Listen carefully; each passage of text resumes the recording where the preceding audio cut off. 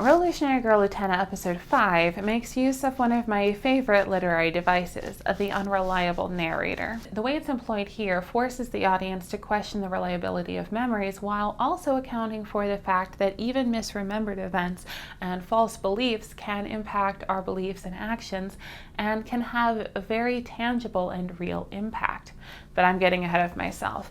My name is Chloe. Welcome to my channel. I talk about media, gay stuff, a little bit of politics, and more than anything, I hope you learn something from these videos. Without further ado, let's take a look at how episode 5 is told. Episode 5, The Sunlit Garden Part 2, follows Mickey, a shy, quiet 7th grader and piano prodigy. He tells Utena and Anthe a strange story about how he used to play piano in the garden. We would play the piano, and adults from all around the neighborhood were amazed at how talented we were. And it's immediately apparent that the pieces don't line up. As they're hanging out together, Anthe at the piano playing a song, Mickey declares, "It's called The Sunlit Garden. My sister and I wrote it when we were little and used to play in the garden." Utena is incredulous, saying, "Wait a minute, you wrote it? But it's a famous song, isn't it?" I tried to look the song up, and it does seem to be an original composition for Revolutionary Girl Utena rather than a piece that's actually famous from the real world, so I can't gauge exactly how famous it is to them.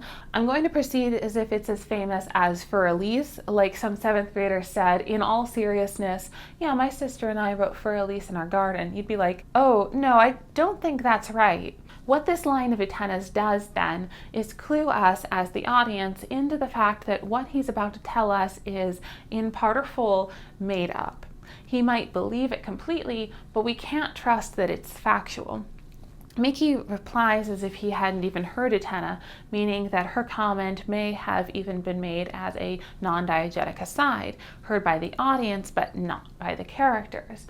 Mickey then tells the story of how he and his sister used to play piano together in the garden. The way he remembers it, she was the real prodigy. The reason she doesn't play anymore is that when they were little, they were supposed to have a concert, but he got sick and she was too embarrassed to play alone. But going out in front of all of those strangers? I'd be scared to be in front of all of those strangers. She ran off the stage, hid all night, and never played again. She got up and ran off stage, and then she hid somewhere until the sun rose. And after all that, she still won't tell me why. My sister never played the piano again after that. He remembers her as being incredible at playing the piano and considers the event to be a great tragedy. As he says, all his happiest childhood memories were playing piano in the garden. When I think back on that time, all my happiness lay in that garden. Meaning that this was a turning point between joy and companionship and the melancholic funk he's been in lately. I think this piano's a little out of tune. Oh? Really? It was just tuned recently.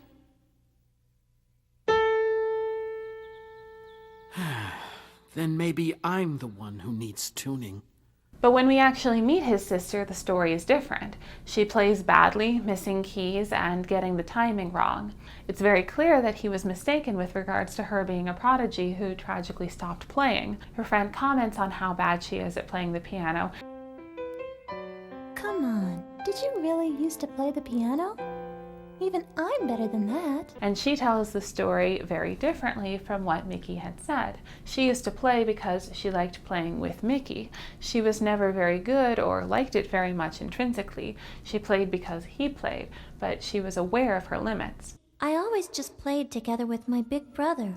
When I was little, everyone just assumed I played well. It's because my brother's a genius. Even with my sloppy playing, he could still follow it. When they were supposed to play their concert and he fell ill, it wasn't a lack of courage, but a lack of ability that kept her from completing the performance on her own. My brother got sick and I had to go on alone. Since I couldn't do it on my own, I just fell apart on stage. The ordeal was embarrassing and she stopped playing after that, and whatever skills she'd had faded away. This use of the unreliable narrator sets up a few ideas for the audience. It teaches its audience how to spot it.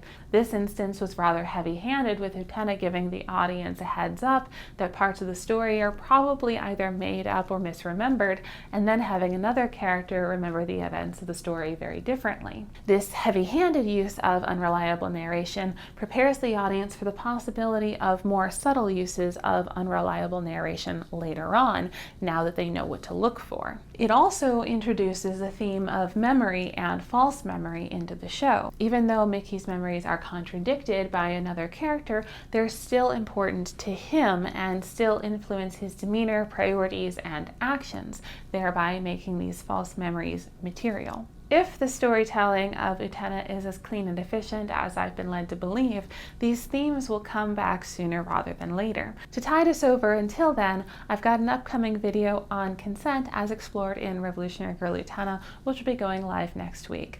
I look forward to seeing you all then.